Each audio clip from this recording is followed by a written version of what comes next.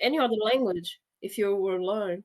Anyhow, we have so many good teachers from Yeah. Hebei Normal University. And then if you want to learn Chinese language, that is a good chance to learn Chinese language. Yeah. It's You're it awesome. seems like very interesting to learn another culture by language. That is also a way. Mm. So uh, also, shall I read it as good morning, Mariana, right? Or Ma- Mariana? Am I right? I guess it's okay. Uh-huh. Okay. Mm. Yeah, Mariana. We would say Mariana. Uh-huh. Because R sound, you pronounce it like R, like this. Okay. So, Yeah, good exactly. morning to everyone In the here. middle of the word, because if it's the beginning of the world, if it's in the beginning of the word, it's Uh-huh. say ha, ha, Ah, okay. like an We see H. that. Mhm. So, good morning, everyone. Well, here, we gonna start at the very beginning of today's class. I just want to mention, well, we have talked about Chinese traditional festivals for 2 times, and then here today, that is the 5th April in China. So I want to mention that today, that is a tomb sweeping day in China. So we call it Qingming Festival. Do you still remember Qingming Festival? So I told you that though that is named as festival, however, it is a little bit different from that of the other festivals because this is also called Tomb Sweeping Day. So usually today we went to the graveyard to mourn the ancestors, and it seems like usually for this festival we don't say merry or happy this festival. We don't say happy Qingming festival. So sometimes if you say that, they gonna misunderstand a little bit. They gonna think, are you wishing me to die early or and so on. So that is about the cultural stuff. And today it happens to be Qingming Festival. So pay much attention when you are in China one day and then uh, say Happy Qingming Festival. Though we call it a festival in English, however, that is a little bit different. So we usually mourn the dead people on this day. That is why we also call it Tomb Sweeping Day. Mm. So that is about today. And also here, we are going to continue our discussion on the culture, Chinese culture. So today, we are going to talk about Chinese religion, uh, Chinese religion. So here, about Chinese philosophy and religion. So you know that for each country, like for Brazil, for China, one of the most important factors for composing a country is its culture. So one of the most important components of culture is its philosophy and religion. So to understand a culture, we shall have to understand its philosophy and religion.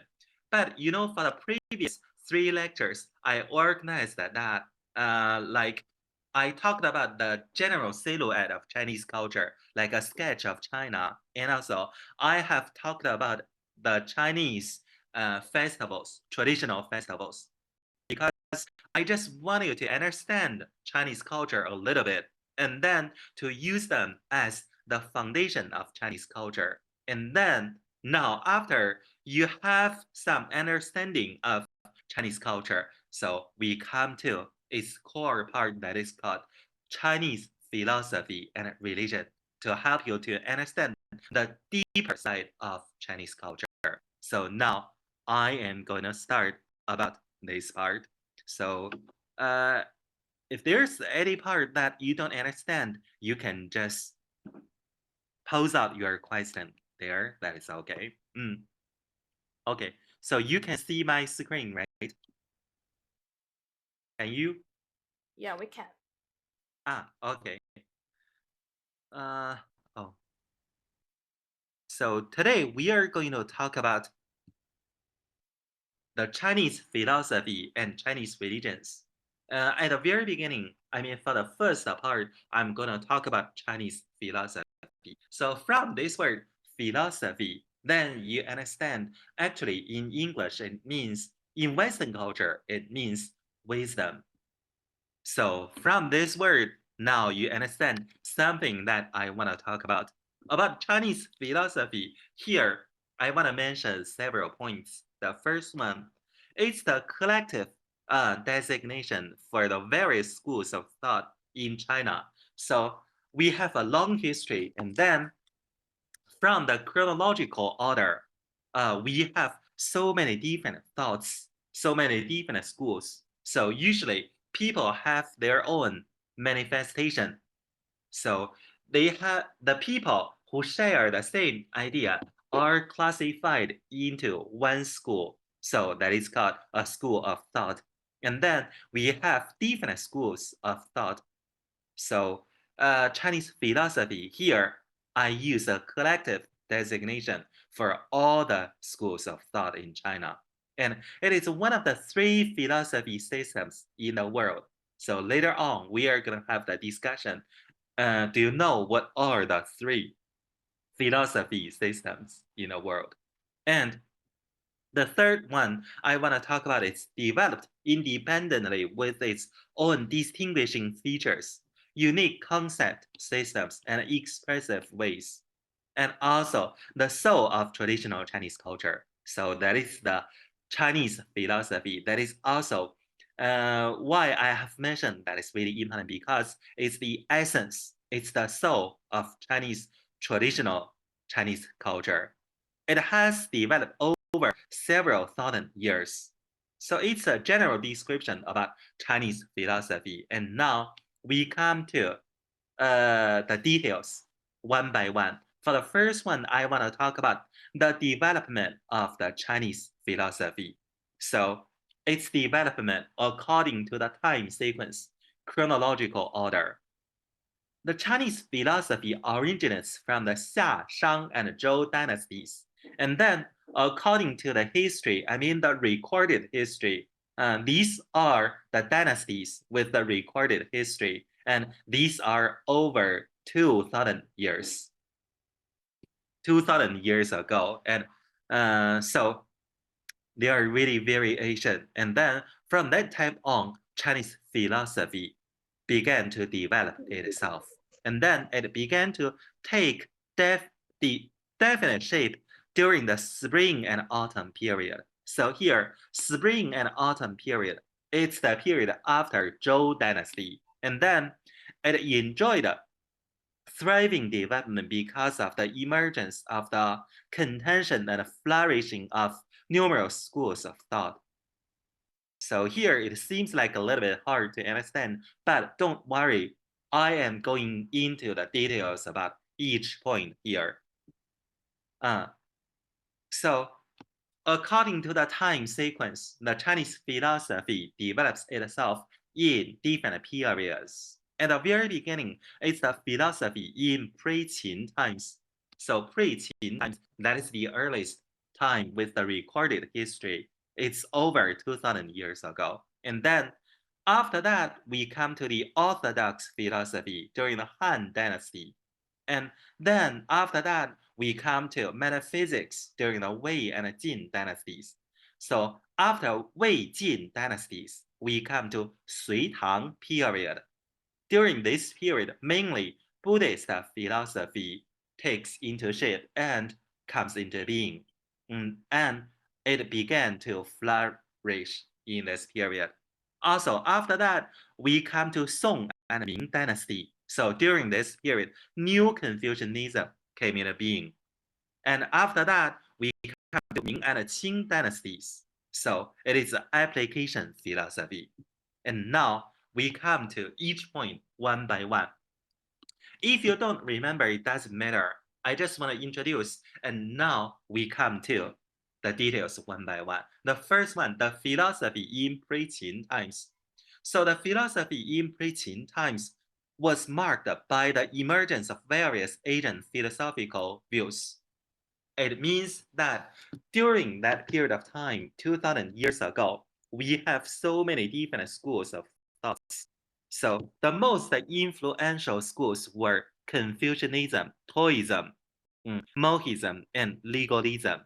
So pay much attention to these ones. Anyhow, if you learn something about Chinese culture, you need to know that the Chinese philosophy constructs the main part of the Chinese culture. And the, the different schools in pre-Qin period, the most influential schools were Confucianism, Taoism, Monism, and legalism. So anyhow, you have heard about Confucianism, right?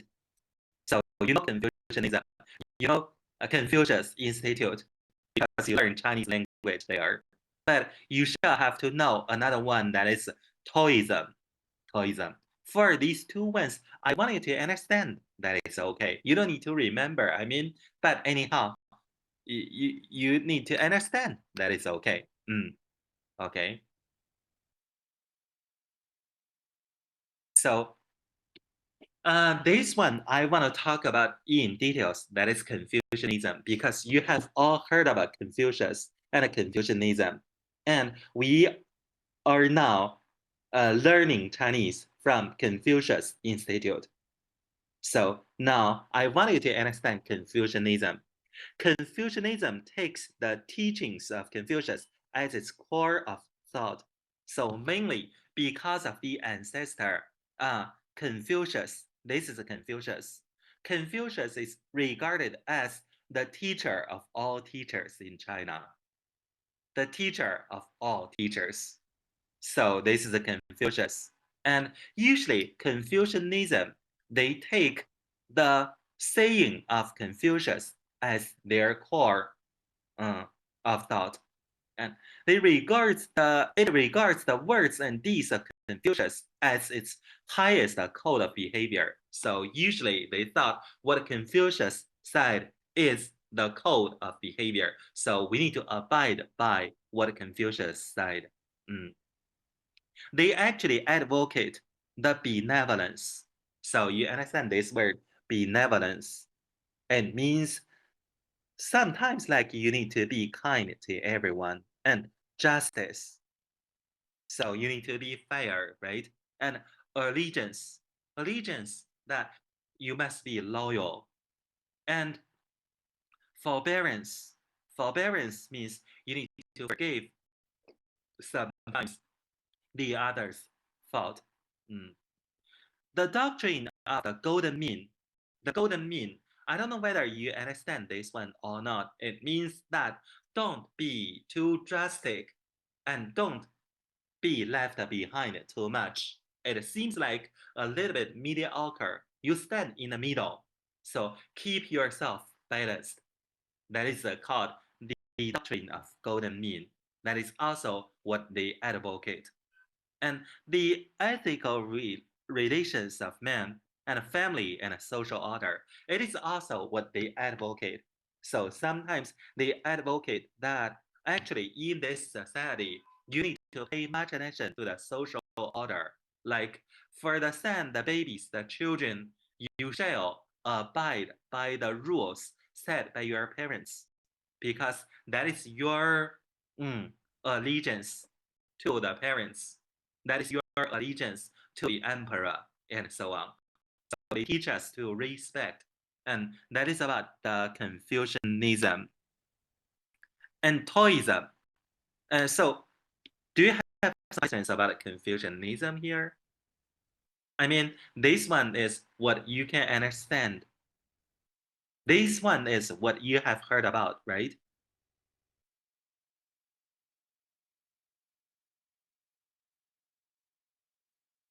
Okay, so if you have no question, then we move on to the next one. It's about Confucianism. And also, we have another one that is Taoism. So Taoism, this is really very, very special. If you want to understand Chinese culture, then you shall have to understand Taoism. Taoism is founded by Laozi and Zhuangzi. Sorry. And Dao is the course, the principle, the substance, and the standard of all things to which all of them must conform. Thank you. Thank you, Lilo. Thank you, Professor Andy. So here, I want you to understand this one, especially this word. At least from this lecture, you need to remember two words. First one, that is Confucianism. Second one, that is Taoism. So Taoism also sometimes we spell it as Daoism. So Daoism. That is also okay. They are the same word, but it's about the different pronunciation. Sorry, one question here. Let me check.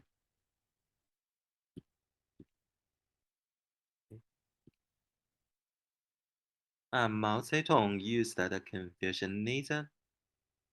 Gabriel, yes, to some extent, Confucianism, that is a thought. So it actually influenced nearly thousands of years. Still its choices during his government. Yes, you are right. Okay. So here, I wanted to understand to remember Confucianism and Taoism because Taoism, this one really affects a lot of theorists. I mean, a lot of people, especially the learned people. It is founded by Laozi. So pay much attention to this figure, the foundation, the founder, Laozi and Zhuangzi. Actually, mainly that is constructed by Laozi. Sorry, one more question.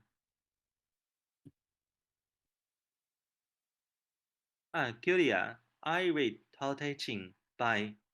Oh, really? Julia, can you hear me, please?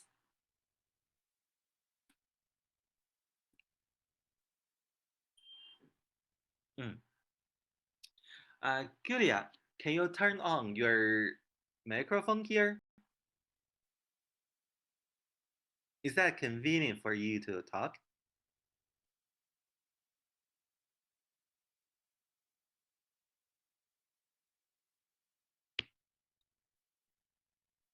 Oh, sorry, perhaps no. So, Julia, that is really good. And then, Julia has already read one work that is by Laozi. So here, it is Laozi.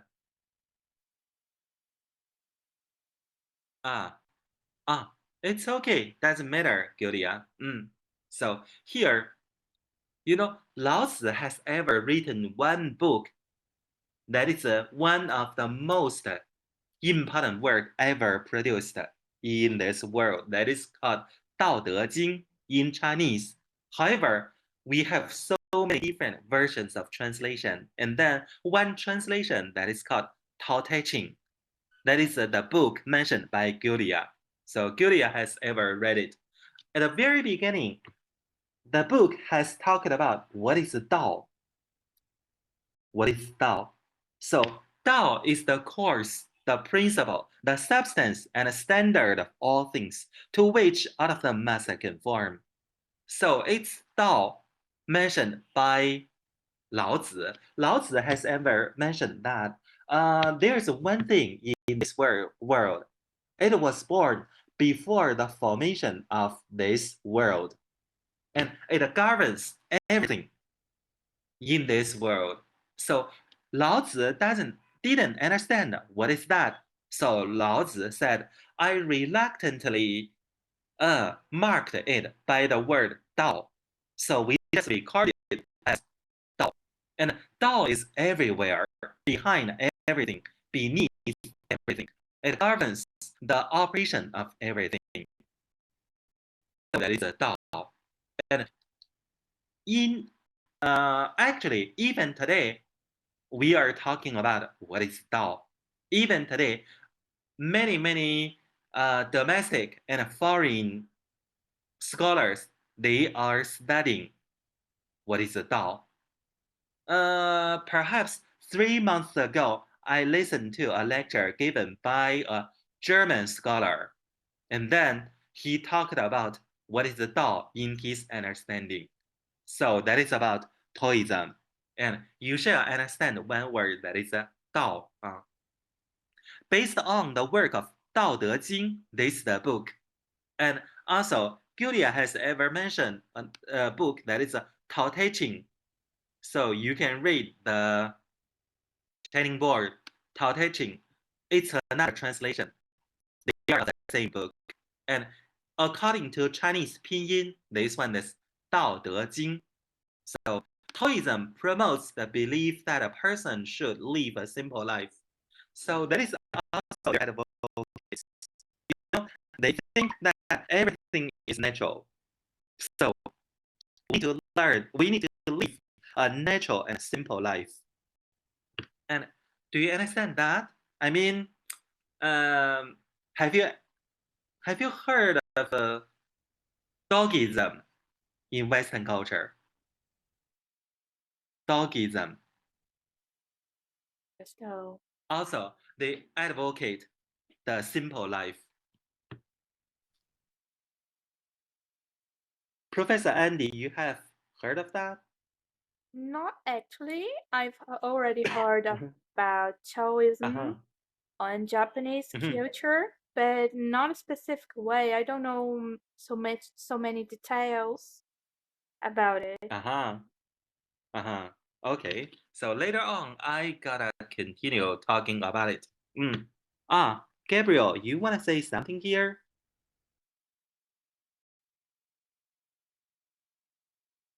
I mean, it looks, at least for me, by what you explained for us, Taoism remembers me of the philosophy of Democritus, from the Greek philosophy, and a mixture of Democritus and um, Stoicism. Yeah, Stoicism, uh, which both the Stoicism, at least the main idea is for you to live with the minimum possible, for you to be happy just as you are, as a human being. While Marcus, they he created the idea of having the Tao, the standard of all things, which is the atom. He was the first guy which thought about the atom. So it seems to me that Taoism is like kind of a mixture between the two theories. Okay, I see that. Thank you. Thanks for your sharing.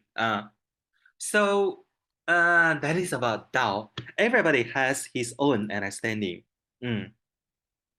So it's like, I mean, we have our own understandings. Even today, we are talking about what is Tao.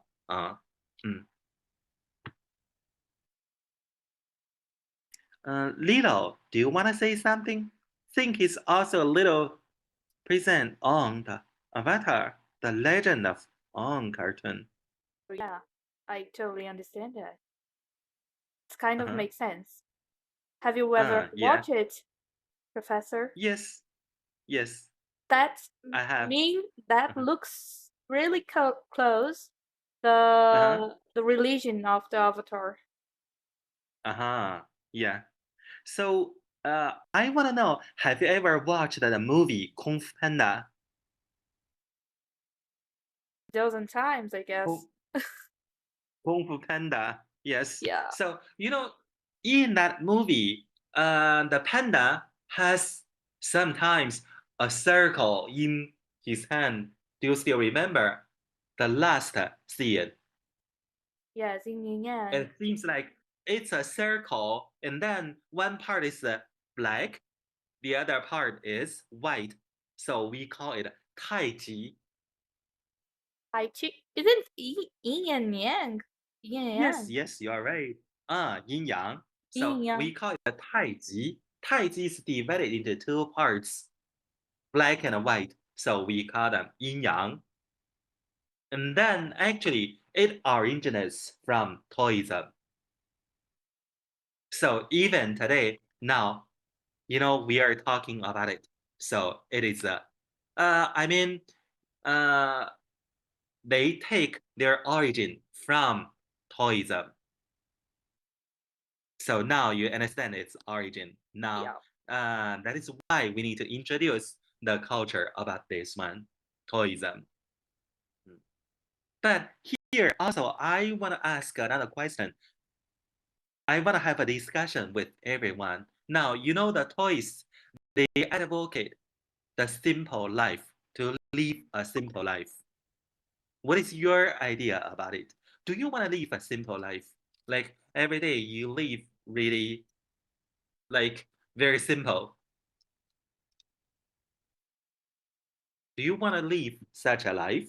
Like, okay, I go to work and then after work, I go back home, I can take a walk, but like not so many gatherings with friends and not so many robust lives, not so many bars, parties. It seems to be a delightful idea. Ah, okay. Renan, so what about in real? Are you living a simple life yourself? Not yet. My life is not that simple, but Uh-huh. I think I would like to try to Uh-huh. simplify my life, just like Okay. the Tao Te Ching. Thank you. Thank you. So it seems like sometimes we want to live a simple life. However, have you discovered that sometimes when you want to live simply, you can't because you have a lot of things to do. That's true. Professor, I have a question. Please. Yeah, regarding this simple way of life, of living, how it relates to the emperors and the richness and things like that? How at this time, at this period in China, there were already emperors, people who rule other people. How was this religion? What was this relationship between this philosophical idea and the reality of poor people and richer? So that is really a good question. It's a really in-depth question.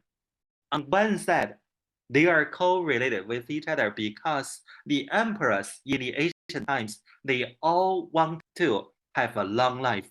They all want to live long.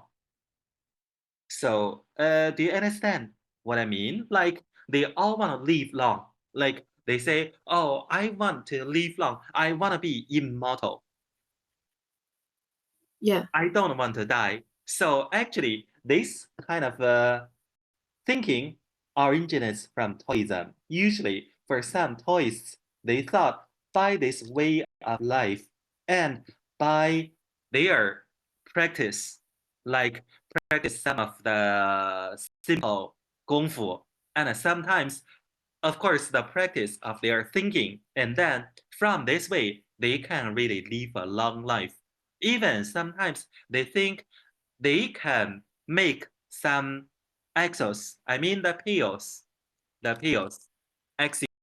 The pills can cure all the diseases, and after swallowing that, people can become immortal. So that is the first way. It is closely related to the emperors. The second way, they preach the doctrine that we should live a simple life. So everybody, you just live as naturally as you can be. You just live a way like this. And then from this thinking, usually the people will not try to rebel against the dynasty. So in this way, the dynasty will be safe because people will not think to overthrow this dynasty. Yeah, makes sense. So it is another point that they are related with each other. And the third point, this one, it is about the distinction between Taoism and Confucianism.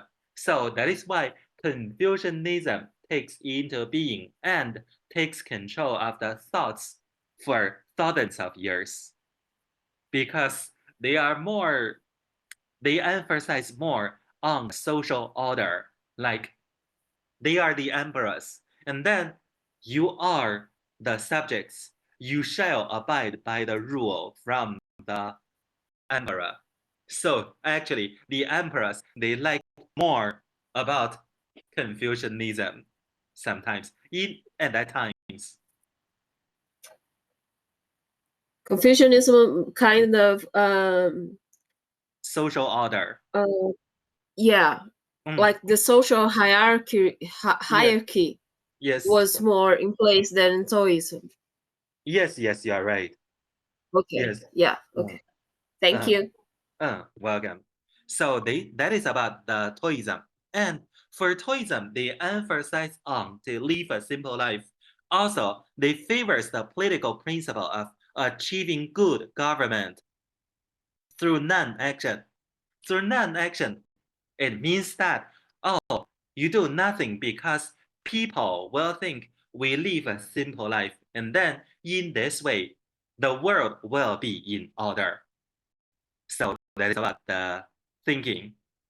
And actually, even if we want to live a simple life, we can't, because of all the things we accumulate in life, more material possessions, more commitments, more meetings, we would have to think in a different way and be willing to let all things. Yes, you are right and line. Exactly. That is a truth nowadays.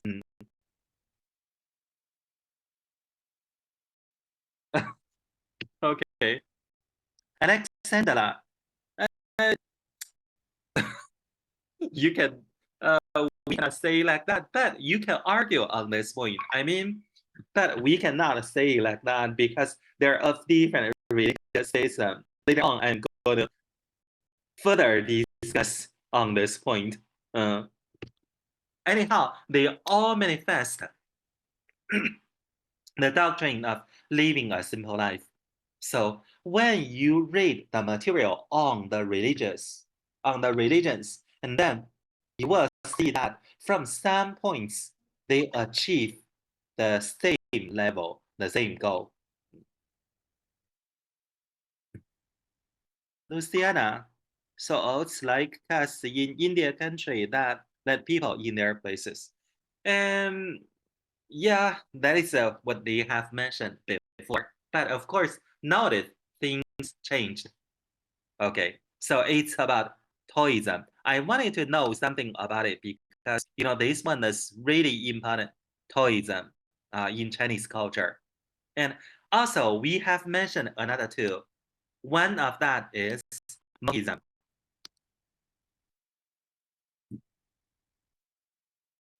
Mohism is also very important because to some extent it affects the people's life in real. So now, just now I mentioned Confucianism and Taoism. They actually affect people's thinking, the way of thinking. However, for Mohism, they also have their own manifestation, but they actually affect the life of people. So it is based on the teaching of Mozi.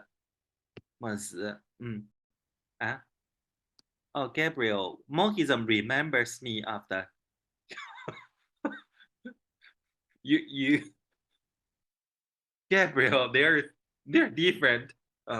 Okay. Anyhow, this one, Mohism, is based on the teaching of Mozi. Also, Mozi is the founder of this school. So now you understand, actually, the names are a little bit special. So for the saints, for the sages in the ancient times, their names are with one word that is a 子. So like Confucius, in Chinese, it is a 孔子. And Laozi, Taoism, is founded by Laozi. And the founder of Mohism is Mozi. this one. Okay. And they cherish universal love. So now you understand this word, universal love, to treat everyone like brothers and sisters. To love everyone, is what they have mentioned. And also honors various virtuous people. So this one is very important because they thought those virtuous people, we shall respect them, we shall honor to them. Also, they opposes fatalism. This one is so different from that of the other schools because at the times the other schools, to some extent, they will favor fatalism. However, Mohism, they say no. They want to say that they say we shall oppose fatalism. So fate is created by ourselves.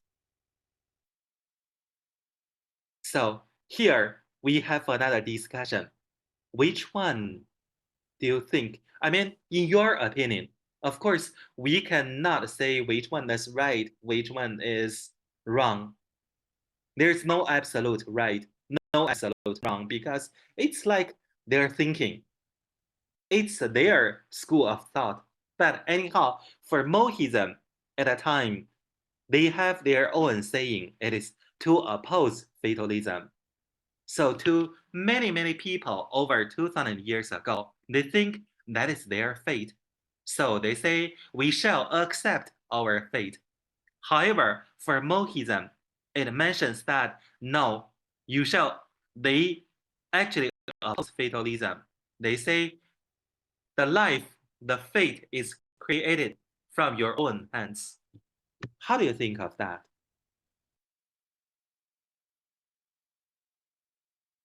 So today we talk about something like on spiritual level.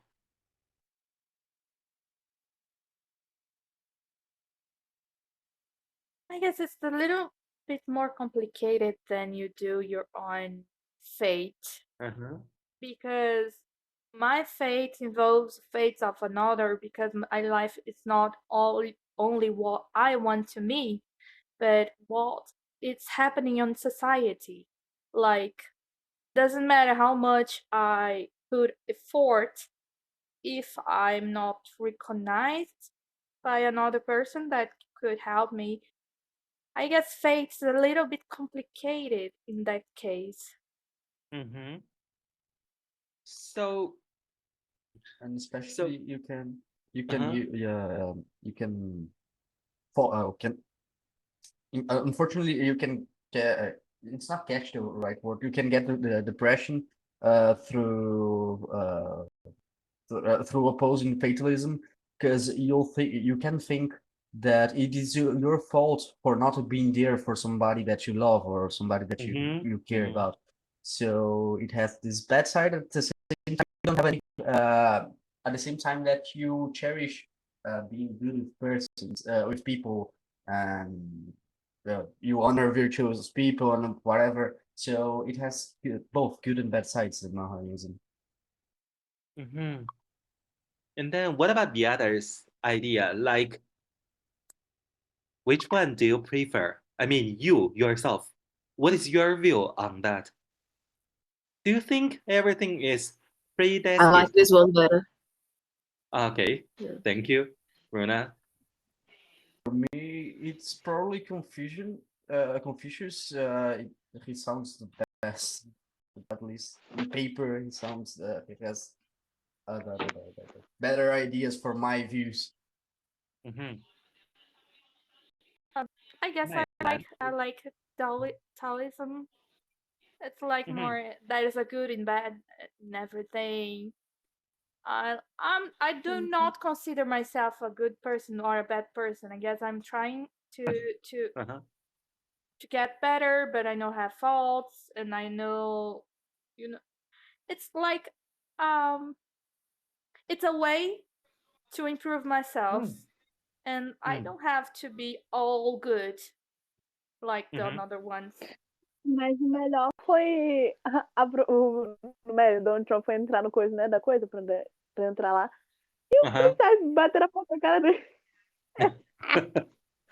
Okay, Bolsonaro that's vai estar good. sendo visto assim embaixo daqui a pouco. That's great. O policial bater a porta na cara dele, que delícia. That's great. So anyhow, I mean, we have our own ideas. We have our own thoughts towards this point. Anyhow, we are talking about, I mean, their manifestation, but we also have our own thought. And just like many of you have already mentioned something about it. Renan says, it seems that different philosophers have points of view that can teach us different perspectives that make our experience and lives richer. Yes, Renan, I agree with you 100%. You know, that is why we are talking about this one. That is also why I have mentioned for this period, it is actually very important because we gonna understand some thinkings. We gonna see, we gonna have our own reflection about what they have already mentioned. So this way of thinking is actually very important because we are gonna learn to appreciate things from different perspectives. Julia, the prefer Confucianism. Okay, I mean, anyone is okay. We just understand their things, their thinkings.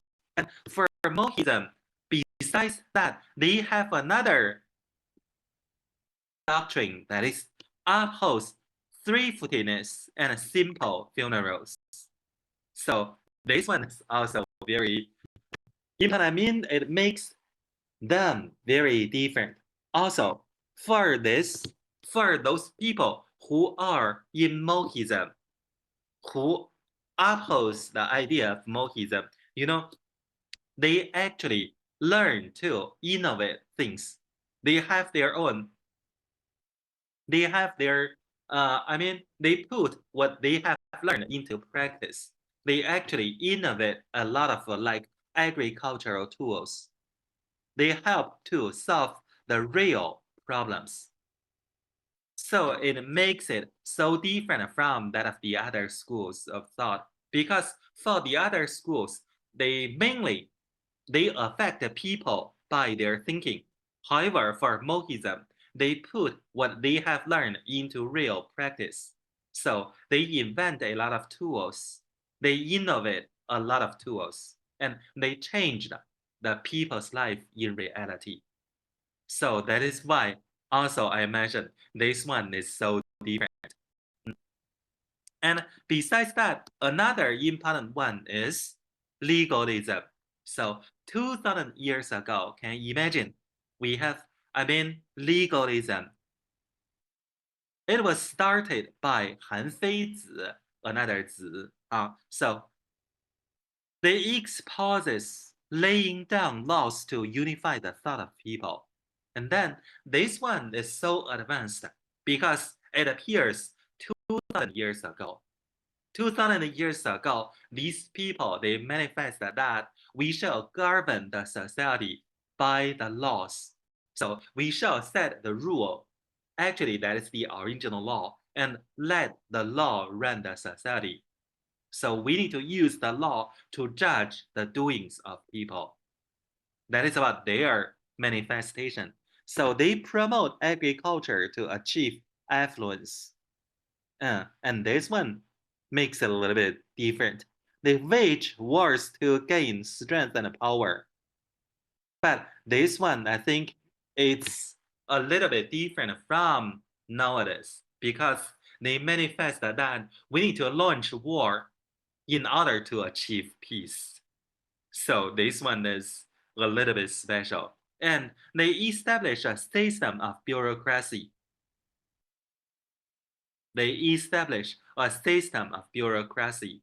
So from one aspect, we know that they are advanced because they use law to govern the country. However, from another aspect, they say sometimes they protect the people who are in higher social order at times, like those working staffs in the palace, the emperors, and so on.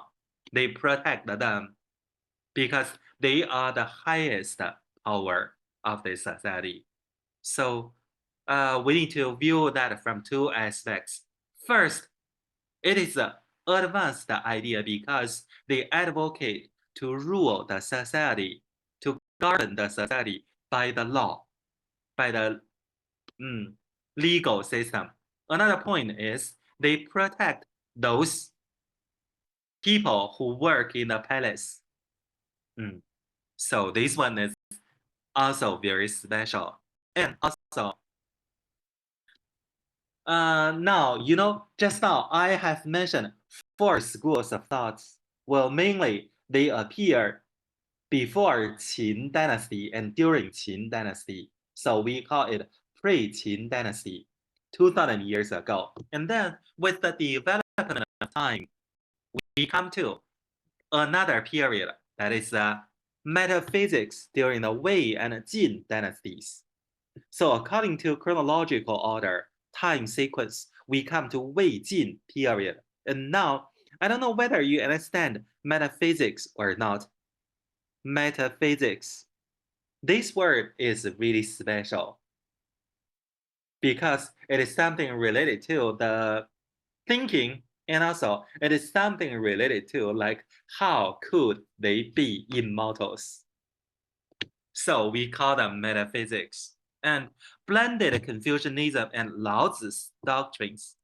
So it is about metaphysics. It is based on the Book of Changes.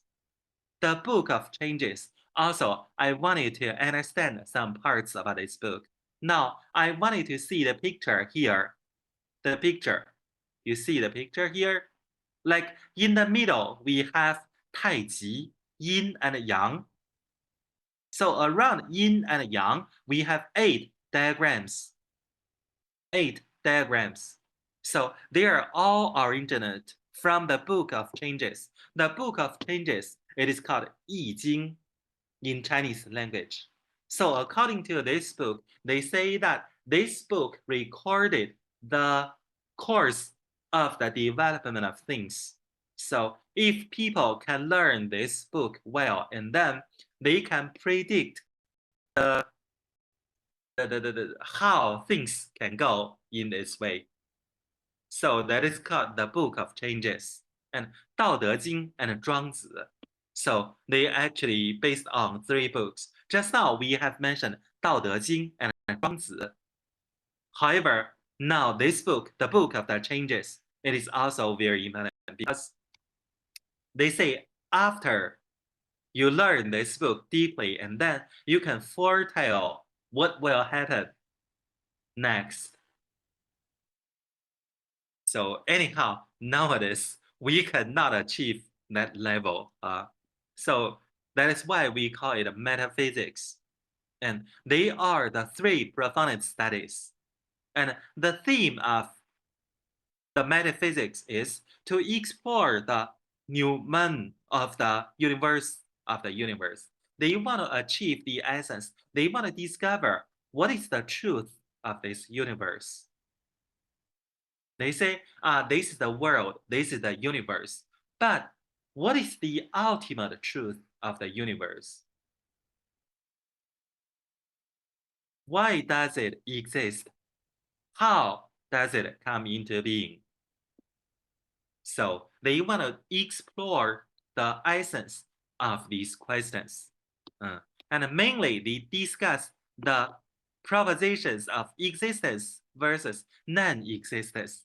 And this one is really philosophical. You understand that? Existence versus non-existence.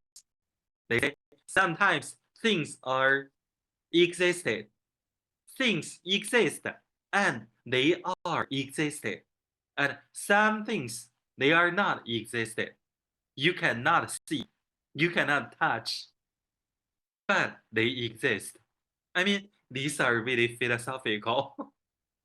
I hope you can understand. If you don't understand, don't worry. We just get to know something about it, that is okay. They are talking about essentials versus non-essentials, a little bit similar to existence and non-existence. And they say words versus ideas, fundamentals versus practice, ethics versus nature, etc. That is what they want to discuss. So it's about metaphysics. And anyhow, now you understand, according to modern physics, you understand what is a substance and anti-substance, right? So this one, existence versus non-existence, they are a little bit similar. But like at around 2000 years ago, people pose out those questions. They are really of profound ideas and discussions. So it's about metaphysics. And also after that, we come to the Han Dynasty. Han Dynasty. However, when we come to Han Dynasty, we don't have so many thoughts. I mean, we still have so many schools of thought, but one person changed the whole situation. That is Dong Zhongshu. Dong Zhongshu is a representative of Confucianism. So he has ever posed out one exploding idea that is called banning all schools of thought except Confucianism. So Dong Zhongshu is a very eminent subject in the royal palace, and the emperor believed him so much. So he has ever posed out one idea, one manifestation, that is to ban all the other schools of thought, only respect Confucianism. So from then on, Confucianism takes the leading position of all schools of thoughts for nearly 2000 years. 2000 years. Then Confucianism served as the ideological foundation of the rule. That is the reason the emperor also accepted his idea, because after learning and after practicing the Confucianism, the society will be in order. And then they say that you need to obey the rule because the emperor is at the sky of everyone. So they have to respect, they have to accept the idea from the emperor. And also, they say that even during this period of time, they have a saying that if the emperor asks you to die, then you have to die because it's an order. So that is about the idea of the time. And then Orthodox philosophy advocates that heaven affects human affairs and human behavior finds response in heaven. So that is their advocation. They say that actually sometimes we have a dominant idea, and this idea is actually from the heaven. Even the emperor can become the emperor. That's because he is arranged by the heaven to be the emperor. So that is what they say. And of course, after listening to their manifestation, the emperor is waiting to promote this idea because all the people will follow the idea of that. They are gonna say that Gabriel, it reminds me of Catholicism in feudal times. Yes. So mainly those are in feudal times, not nowadays. And also, they manifest that the power of the emperors are authorized by heaven. Just now I have mentioned this point. So that's why this one is also embraced by the emperors. And also with Confucianism, which holds that man is an integral part of nature. So here it seems like a little bit different with the original Confucianism. But anyhow, it enriches the Confucianism. And after that, we come to Sui and Tang dynasties. So Sui Tang dynasties, they actually advocate the Buddhism, the Buddhist philosophy, the Buddhist. So Buddhism reached its text during the Sui and Tang dynasties mainly discusses the relationship between the subjective and the objective. So it's another philosophy, right? They mainly discuss on the subjective and objective. I don't know whether you understand that or not, but it seems like I also feel a little curious. Do you have the Buddhist philosophy in Brazilian culture? Is there Buddhism in Brazil? Uh-huh. I don't think it's so. I don't think it's very spread across Brazil, but I do believe we have some Buddhists We here in have Brazil, but some it's not like a temples. main religion. Yeah, but we have some Yeah. temples, like in Oh. Brasilia, in Mostly in also. the cities. Yeah. So is that similar to the Buddhism in China? Like there are monks there? Mm-hmm. Yeah. They And are they are also with the festivals too. They do, and invite us to approach the temple. But in fact, I live on a capital in Brasilia, and it's like every single year, two times a year, they do festivals to the community around the temple. Oh, And we have to take off the shoes, and there is a huge Buddha and we have sculpture of Buddha, and we have yes, but it's not in fact widespread a religion. It's like a very specific community. Ah, I see that. So now you understand, in Sui and Tang dynasties, the Buddhism come into being. And also for this school of thought, they take the privilege during that period of time. And they attempted to gain insight into the universe and human life. So from this point, we understand that actually for each school of thought, they have their own philosophical system. So they try to gain insight into the universe and human life. They want to discover the relation, the correlation between universe and the human life. So what is the relation between the two ones? And after that, we come to Song and Ming dynasties. So for Song and Ming dynasty, we come to Confucianism again. That is called New Confucianism. So it's a little bit different because, for New Confucianism, they have something new there. Before the Confucianism, mainly they have their own teachings and their thinkings, their doctrines, but mainly on thinking this aspect.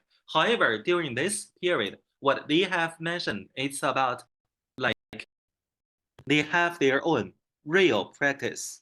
So a new Confucianism developed by incorporating Taoism and Buddhism. So actually here, it is a mingle of different schools of thoughts. During this period of time, Confucianism also develops itself because they take some of the ideas from the other schools of thought. And then the new Confucianism came into being. Also, mainly discuss the relationship between human beings, between man and nature, between man and society, as well as the nature of human beings. Especially this one, the nature of human beings. Even nowadays, we don't quite understand this point, right?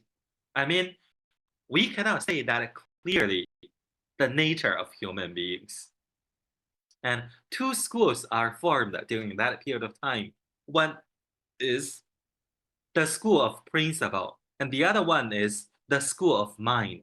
So usually they emphasize on learning and practice, to mingle learning and practice, and it means to put what they have learned into practice.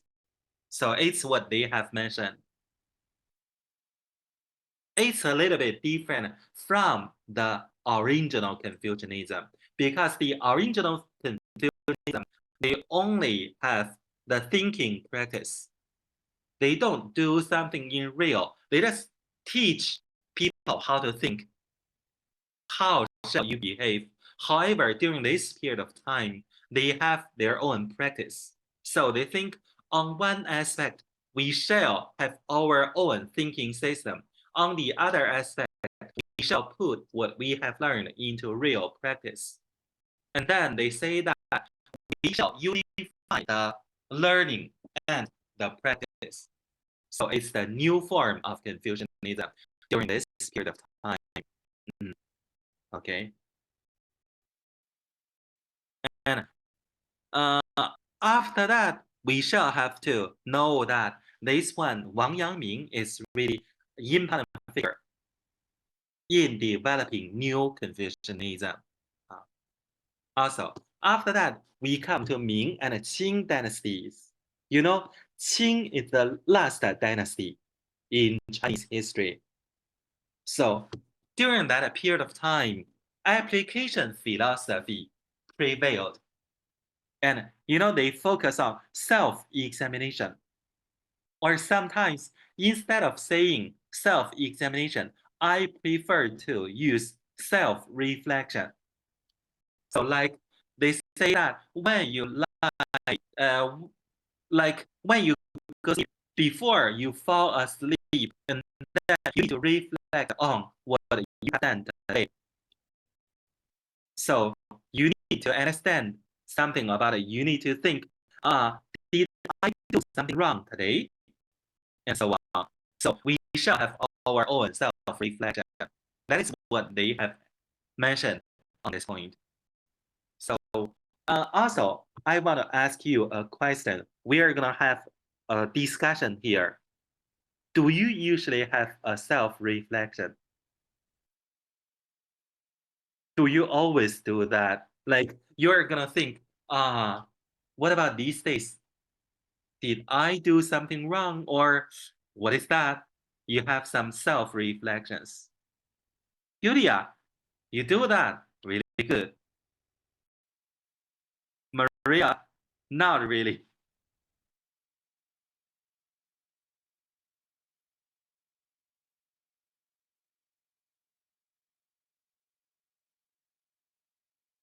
What about the other ones? Every single minute. Oh, you think a lot. Philip, you always do that.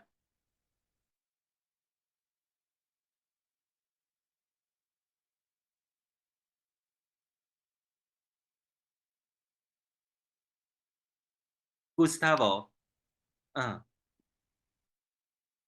yes, not only before going to sleep, not only before going to sleep, I might even say that I overdo it. You think too much? Okay. Luisa, sometimes. Renan, yes, it's part of my personal view of existence and a part of my religious view. And I didn't do that when I was young, but now I try really hard to do it. Okay. Gabriel, I mean to have jokes ready. You need to self-analyze each word you say. Julia, I mainly do it when I'm about to sleep. I think about the things I did and how I can make them better. Yes. Well, I am really shocked by all what you have said and what you have done. You are all very good because you have all done very good self-reflection. Sometimes, before I did a lot, but nowadays, sometimes I am really very, very busy. And then when I lie down in my bed, and then I fell asleep as quick as I can. All the time. Yeah, Blanca, you do it all the time. Yes, thank you, everyone. So now, I learned from all of you that I have to do some more self-reflection. Thank you. So that is what they have done. They say they have to check, they have to have self-examination to see whether they have done something good or something bad. How can they improve themselves? How can they do things well? And so on. So that is what they have done. And also they stuck to the application of philosophy on the state affairs.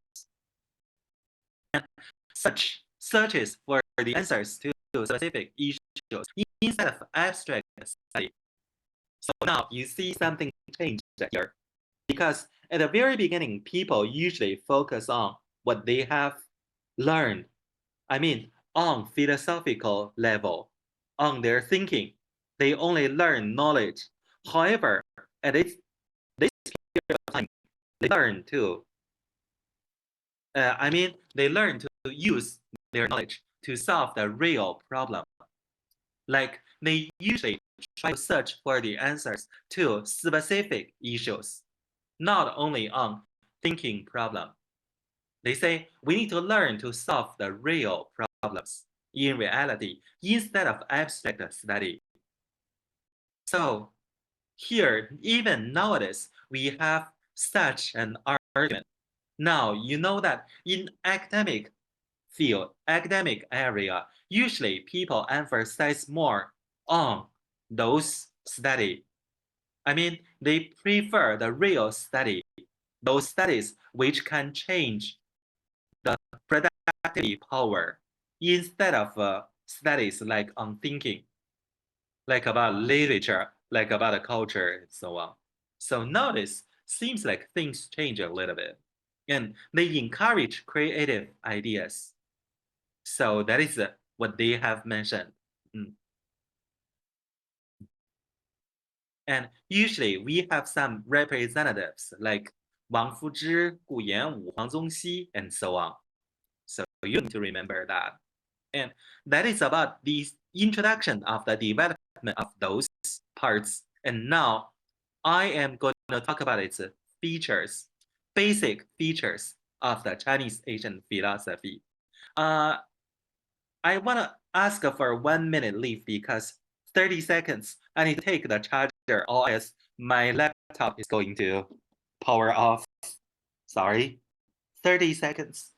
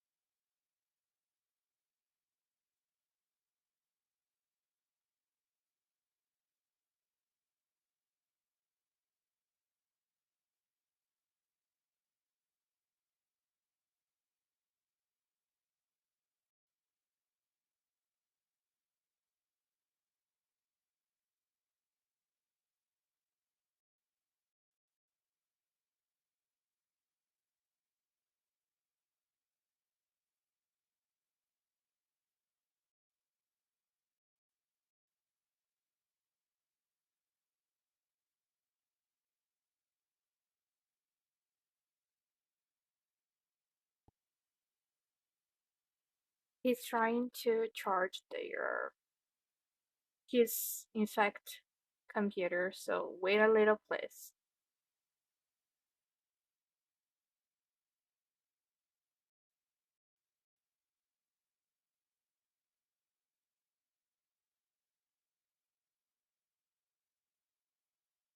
Hear me, please. Sorry, it doesn't work just now.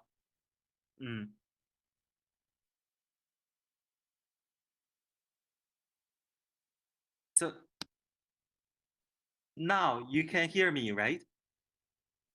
Yes, we can. Yeah. Okay. Okay. Thank you. I feel sorry about the internet doesn't work at all just now.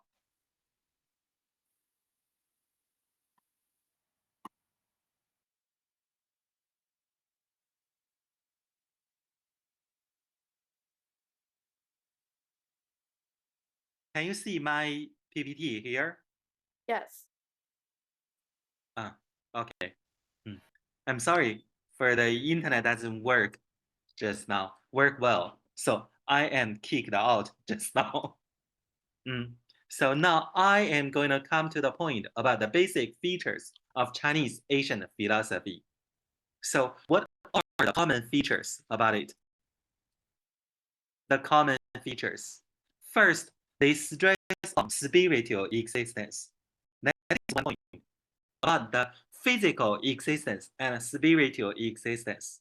So in the ancient times, the Chinese Asian philosophy emphasized more on spiritual existence. So they emphasize more on spiritual level. So that is why just now we have mentioned, usually they are going to talk about things on the thinking of people instead of practice. So that is why just now I have mentioned when we come to some special part, I may mention it's a little bit different because they want to put what they have learned into real practice. Because usually for those ancient philosophy, they stress on spiritual existence. And also they stress on practice as well. But this is of the primitive importance. And sometimes they stress on practice. However, more they stress on spiritual existence. And also they stress on morality. I think this one is really important because they teach people to be moral. They teach people to value the moral value. And this one is really important. Only if people are with the moral sense, and then they know what they shall do. They know what they shall behave. Like nowadays, sometimes people changed a little bit. So sometimes when you take the metro, when you take the train, you will hear somebody is using their cell phone. They are watching some videos, but they don't use their earphones. Am I clear about it? I mean, some people, only a few people will do that, but I think that is not, they are not of moral sense. Is there such a phenomenon in Brazil? I mean, sometimes in public areas, some people will use their cell phone to surf the internet. They are watching some videos, but they have their, like the sound off. We can all hear that. They don't use earphone. A few people will do that. So I think they shall learn the ancient Chinese philosophy because, I mean, we shall value the moral sense. It is actually very important. And also, they stress on harmony. Well, this harmony is really special because it's the harmony among people. It's the harmony between man and nature. It's the harmony between nature and nature. I mean the natural phenomenon, the natural things.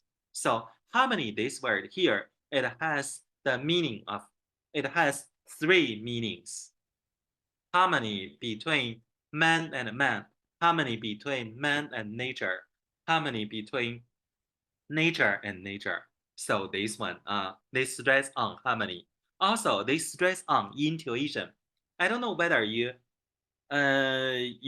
talk about this word or not, like intuition. Intuition is something like your direct sense. Sometimes we call it the sixth sense. And then, just like I am sitting here having a meditation, you know that? Because I believe in my intuition. Somebody even mentioned that, okay, when you take the examination, trust your first thinking, trust your intuition. Yes, it equals to inner voice. Our culture also takes a lot. That's not intuition. That is great. You also have such a saying, right? So this one, what about you, everyone? Another discussion on this point. Do you trust your intuition?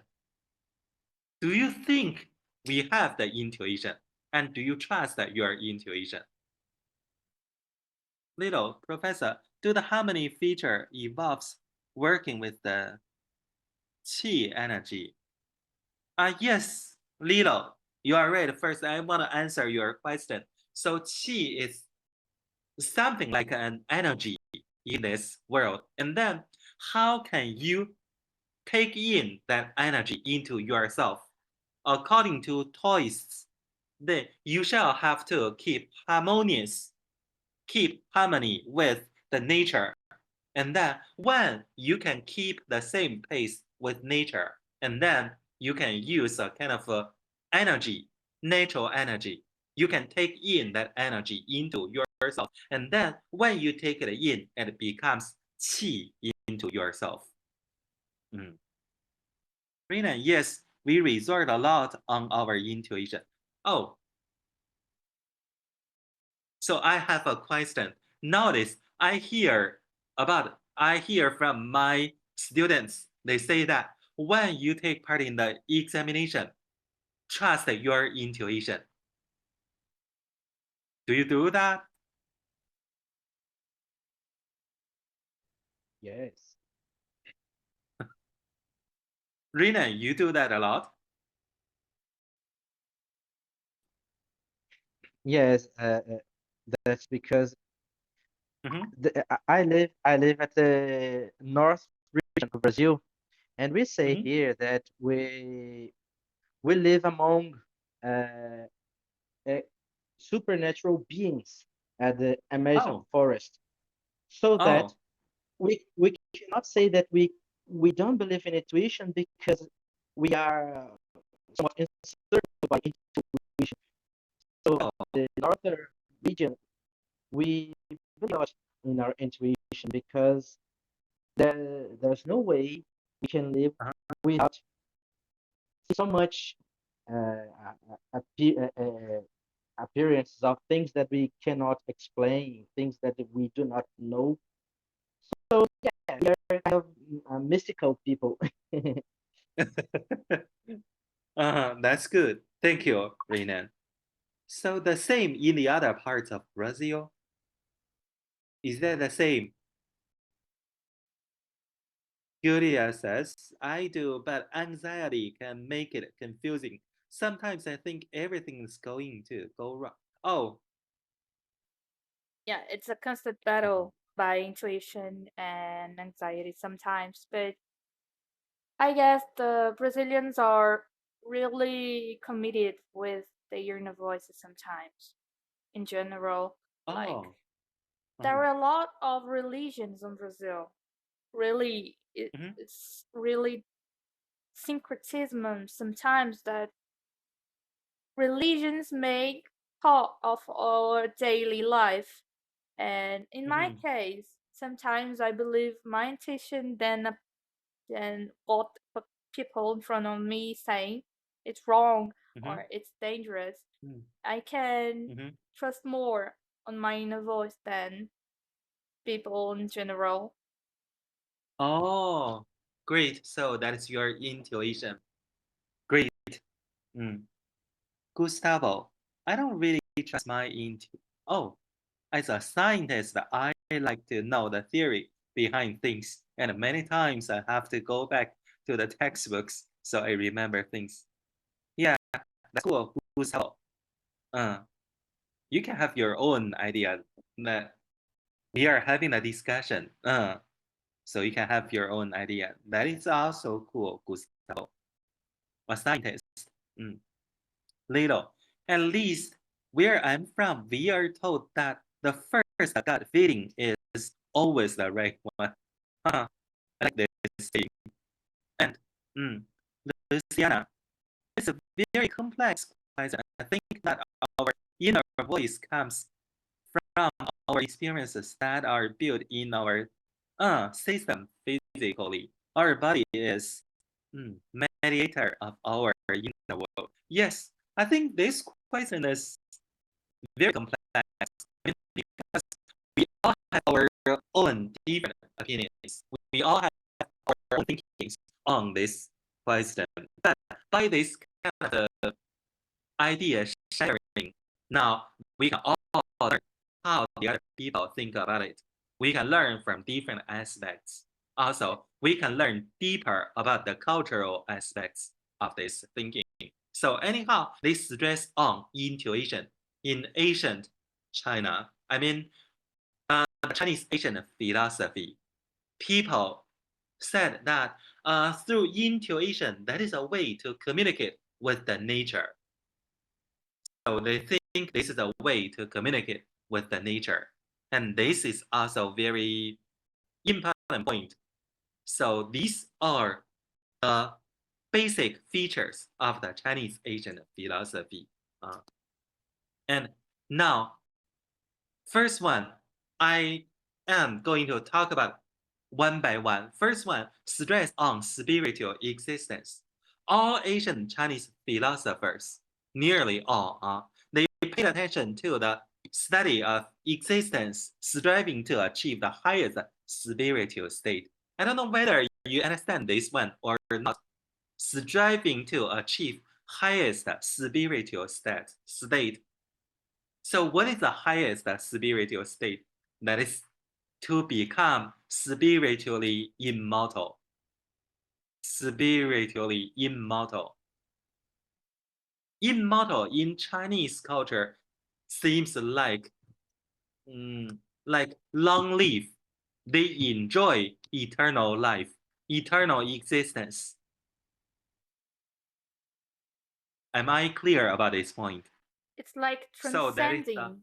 But like in a spiritual plane, how does it work? Like you're gonna become immortal in a spiritual plan, like your body will rotten like everybody else's, but you're gonna become immortal somewhere else. Like you still exist in another state. Transcendence. Transcendence. Yeah. That is a good word. I also like this word, transcendence. But anyhow, this is from Asian Chinese culture. But I mean, I try to use some other words to describe that this is about the highest spiritual state. But of course, that is one understanding. The other one is they think they are of the moral value. Moral value. So they want their spirit to be pure as pure can be. So they can achieve the highest state of their spirit. So they think, I am like a sage.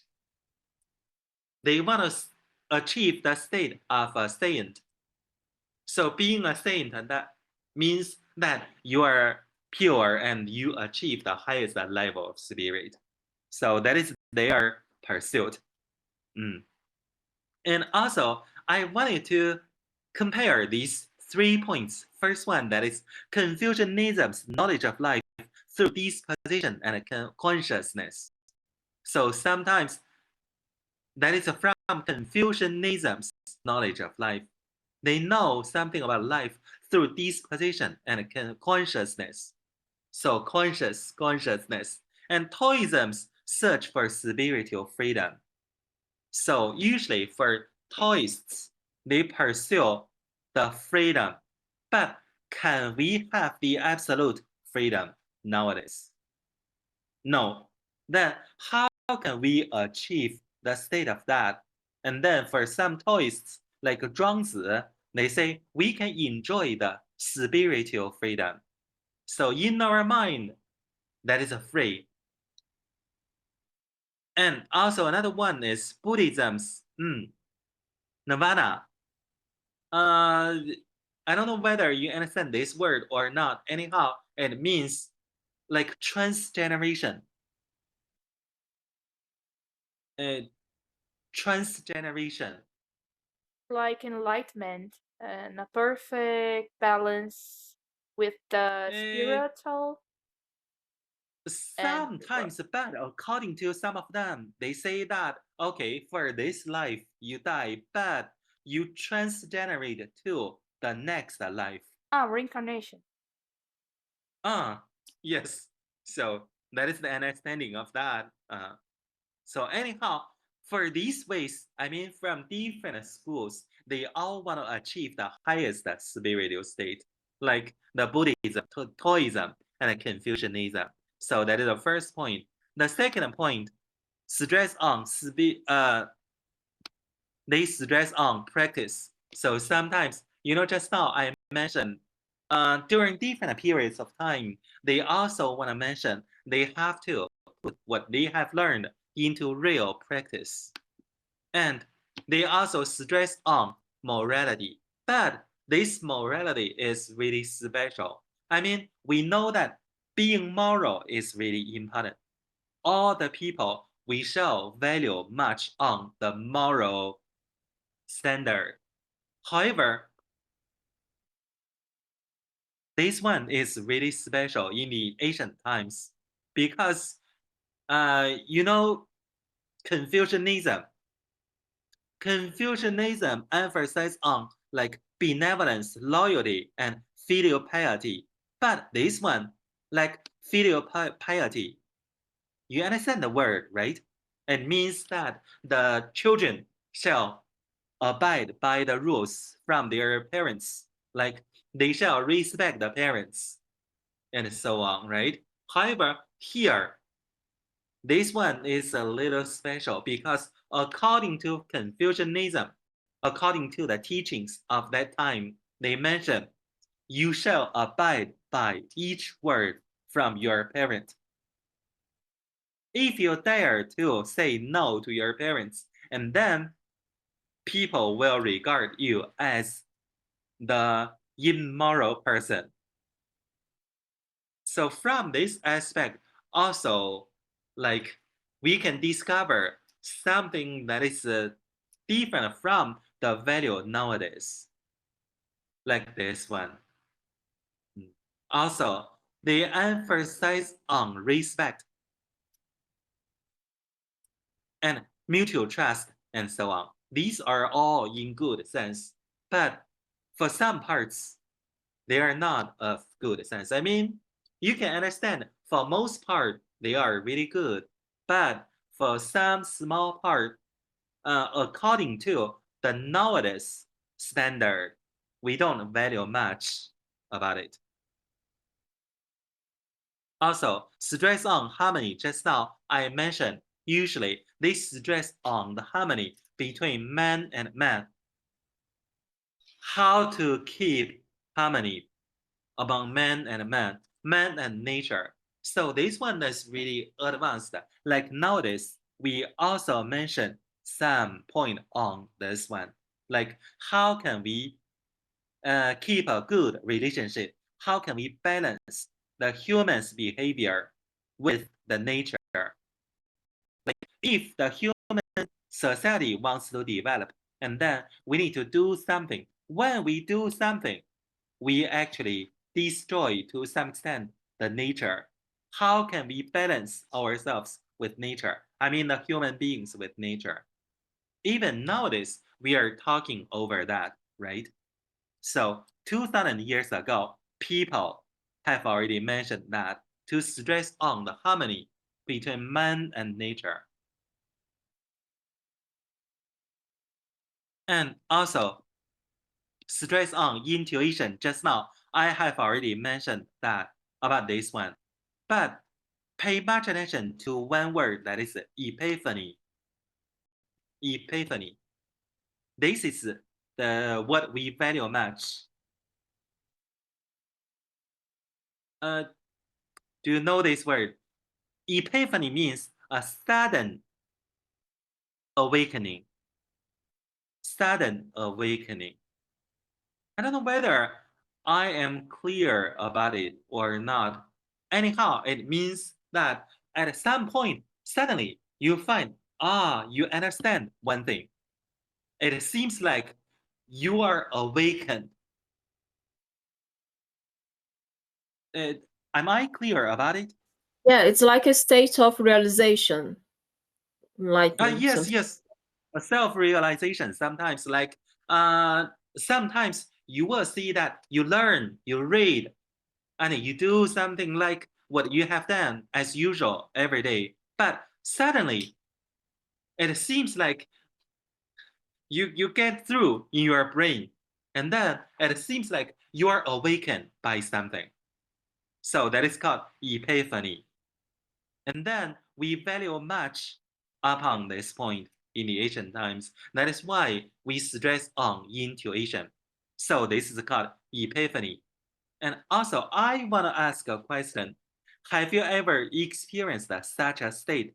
Like after a period of time, suddenly it seems like you wake up. I mean, not in real sense, not from your sleep, but suddenly it seems like you think through a lot of things. You understand a lot of things deeply. So that is called epiphany. Have you ever experienced that? Yes, that is just like something inside our brain, our mind, our soul, just Yes, connects with some knowledge of the universe, and we become, wow, now I understand this. yes, Renan, exactly. You're right. Thank you. Exactly. So suddenly you find that you understand something. And a lot of things at the very beginning, you think, oh, I feel a little bit confused. But after that, it seems like you are awakened by something. And now you think it is so clear. So I don't know whether you have experienced that or not, but that is really a good experience. So that is called epiphany. And this is all that we have talked about in this part. Also, another point is about the characteristics of Chinese ethics and morality, because this one I have mentioned much, especially on moral value. So we value that very much, and we are going to talk about this point in next lecture. So let us say thank you everyone for your coming to the lecture. Okay, that's time to get And I over, right? wish you a nice day. But So, you know Thank what you, Professor. what I talk about today, it's a little bit hard to understand to some extent. If you don't understand, don't worry much about it. Anyhow, um, it's some aspects of traditional Chinese culture. Thank you very much. Thanks for your coming. So for the next part, we are gonna talk about it in next week. okay. Do you have some questions to discuss? If no question, and then let's call it a day. I wish you a nice day. Have a nice 再见， day, everyone. Okay. 再见，老师，再见。再见，再见。Have a nice day, everyone.